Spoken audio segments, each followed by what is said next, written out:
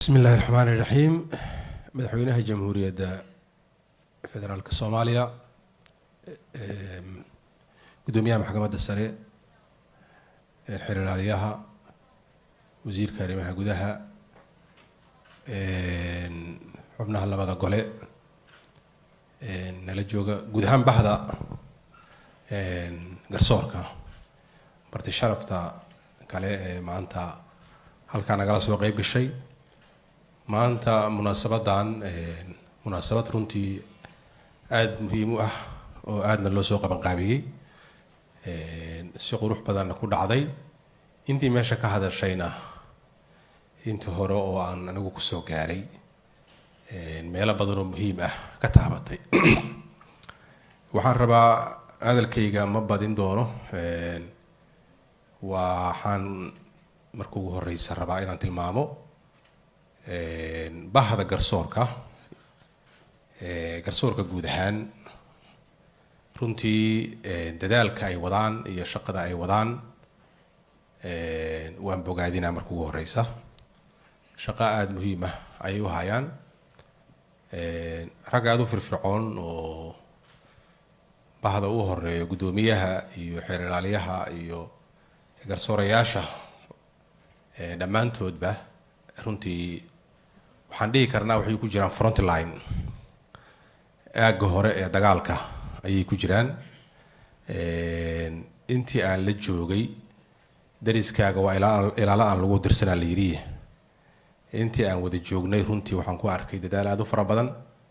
fakar dheeraada oo ay qabaan oo ay ka qabaan talada ama garsoorka ay ka qabaan iyo siday u horumarin lahaayeen marka aad iyo aad runtii u bogaadinaa waxaan rabaa dadka hortiisa madaxweynaha jamhuuriyadda u horeeyaan intaas horta aan ka sheego duruufaha ay ku shaqeeyaanna ayagaa tilmaamay caqabadaha iyo culeysyada wajahayana waa waxa aan u wada taagannahay inaan address garayno oo aan wax ka qabanno haddii wax laga qabtana runtii ceebta oo mar walba kusoo noqota cadaaladda kusoo noqota wax badan bay ka qabanaysaa dowlad meesha ugu fudud ama ugu jilicsan ee golka ah ee dowlad laga ceebeeyo waa cadaaladda iyo garsoorka hadda qofkii muwaadinka ahay oo laga sheegayo la dhahayay nin oo canshuur aruurinaya askari canshuur aruurinaya xabad ku dhuftay runtii wuxuu u baahan yahay swift justice waxa la yidhahdaa oo cadaalad degdeg ah ayuu u baahan tahay marka runtii waxaan isleeyahay meelaha aan dowladnimada laga joojiyo oo laga qurxiyo waa meesha mafaasisha ah ama kala goysyada ah ee bulshada iyo dowladdu iska soo gaarto waa cadaaladda iyo garsoorka waxaan idhaahdaa cadaaladda waa mabda'a guud oo ilaahay soo dejiyey garsoorku laakiin waa hay-ad oo haddii la dhiso la xoojiyo waa jihaaskaas marka la xoojiyo cadaaladda ayuu ka shaqeynaya shaqadii cadaaladda ayuu qabanayaa mabda'aas ilaahiga ah oo la soo dejiyey oo kutubada loo soo dejiyey ayuu ka shaqeynayaa runtii madaxweyne waxaan isleeyahay marka ugu horeysa halkan garsoorku wuxuu u baahan yahay juhdi iyo dadaal keliya maahan dagaal wuxuu u baahan yahay midka hadda ku socda argagixisada mid lamid ah in cadaaladda iyo garsoorka loo qaado maanta halkan waxaa liiga sheegayay taliyaha qaybta dhexe mataqaanaa guud ee gobolka banaadir uu dhagta iigu sheegay wuxuu igu yidhi hadda ka horaan waxaan ku eedeynay fulintian ku eedeyn waxay ahayd horta garsoorka ayaa nala garnaqsaday markii aan nimid waxaan ku niri siday ku dhici kartaa intaan oo ceebood in garsoorka laga soo sheego waa markaan nimid oo hadda aan jadiidka aan ahayn waynala garnaqsadeen waxay nagu yidhaahdeen annaga maahan annaga go-aanaan soo saarnaa waaranaan soo saarnaa laakiin fulin ma nihin fulinta haddii wax ka soo noqdaan ceybteeda annagu ma nihin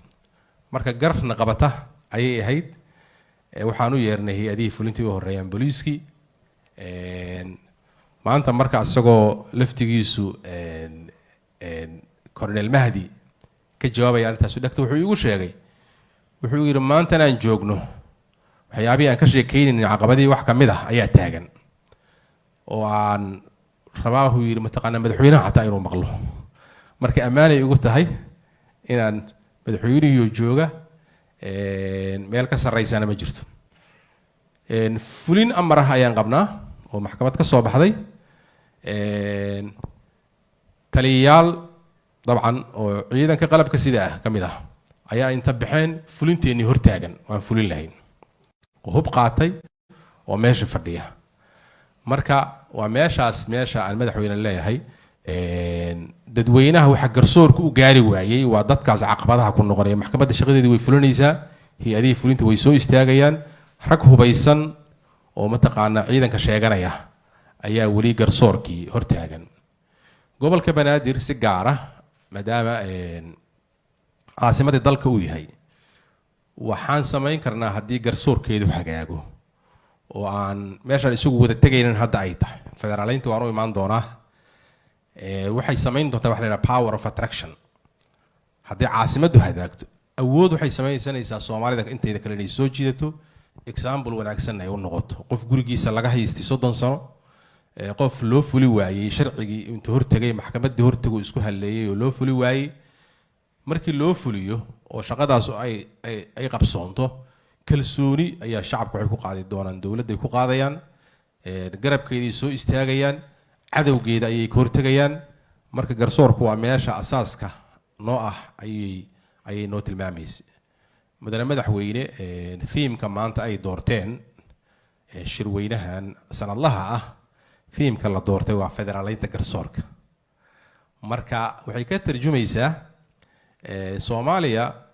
in aan transition ku jirno ka soo guurinay dawladda dhexe nidaam ku garsoor ku dhisan oo aan u soo guurinay federaaleyn in la federaaleeyo heshiiskii maalin dhaweyto aad hogaaminaysay oo qalinka lagu duugay ayuu ka tarjumayaa fiimkan oo mowduucan meesha ku dhagan oo sanadlaha sanad walba mid baa ka tarjuma ayaan filayaa sanadkaanu marka federaaleynta garsoorka waa kan meel walba in kugu dhagan aad arkaysaan arrintaasu marka maadaama aan u dhaqaaqnay waxaan isleeyahay shacabka Soomaaliyeed iyo dadweynaha Soomaaliyeed oo arkaya yani dadaalada ay dawladdu horkacayso oo ah Soomaalidu inay ku heshiiso garsoor federaalist inay ku heshiiso inay dawladdu horkacdo haddiina lagu eedeeyo bal ka warrama han leeyahay bal ka warrama haddiina lagu eedeeyo dawladdii Soomaaliya dawladda federaalka Soomaaliya ma rabto waa dawladdii federaalka Soomaaliya ma rabto federaal ma rabto haddiina lagu eedeeyo annagana juhdigeennii iyo dadaalkeenu isugu geynay inaan garsoorkii federaalayno oo si dadweynihii loogu daadajiyo ilaa heer dawlad hoose dawladaha xubnaha ka ah iyo dawladda federaalka ahba hal nidaam oo garsoor federaalaysan ah marka waxaan leeyahay mana qabataa in eedaas mana qabataa haddaanba leenahay hal la federaaleeyo garsoorkii oo aan soo bandhigno oo soo jeedinay dabcan waxaan rajaynayaa wasiirka arrimaha gudaha iga horreeyay wuxuu tilmaamay hadalladana si wanaagsan loo fasiraa mar walbeetee saaxiibaday wasiirka oo Puntland arrimaha gudaha inuu yiri yani arrimahaas ulama jeedno Soomaaliya aan ka tagnay iyo waan goosanay waa madax bannaan ulama jeednay waxaan ula jeednaa buu yiri inaan macnaha gilgilno oo aan mataqaanaa wax kala soo dhacno taas waa negotiation wada xaajood sidaasaanan mataqaanaa ku fiican in loo fasiro dadweynaha Soomaaliyeed runtii dhagahooda uma fiicna mar walba in la maqashiyo in la yiraahdo dawladda Soomaaliya xiriirkaan u jarnay ama waan ka madax bannaanaanay annagana xukuumaddan madaxweynaha jooga oo magaceeda ku hadli doonee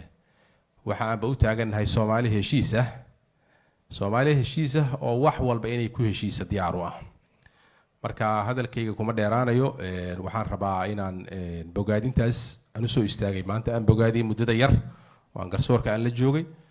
caqabadaha hayana runtii wada dul istaagno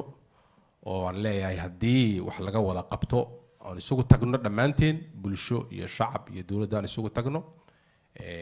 inaan mataqaanaa dagaal aan ka yarayn ama juhdi aan ka yarayn lagu bixiyo midka argagixisada lagu bixinaya kaasna faa'iidada ka soo noqotay madaxweynaha ku maadsan tahay dagaalkaas aad dal ku hogaamisay oo aad argagixisada faa'iidada ka soo noqotay waxa waaye dadweynihii runtii hadda inay kalsooni ku soo qaadayaan garsoorkoodii oo qasabkii awalba kalsooni kumaysan qabin nimankaasi qasab iyo jujuub iyo cabsigelin iyo assassinations iyo qarxin ayaa loo geynayay goobahooda marka hadda garsoorkeeni inuu howlgalayo ayada laftigeedu waxay keeni kartaa fursadaas culaysay keeni kartaa oo kiisas fara badan oo awal ay aan lala imaan jirin ba hadda lala imaanaya ayada laftigeedu in loo diyaar garoobo waan bogaadinayaa shirka sanadlaha ah hadalkaygana halkaas aan kusoo gabagabaynayaa waana mahadsantihiin wasalaamu calaykum waraxmatullahi wabarakaatuh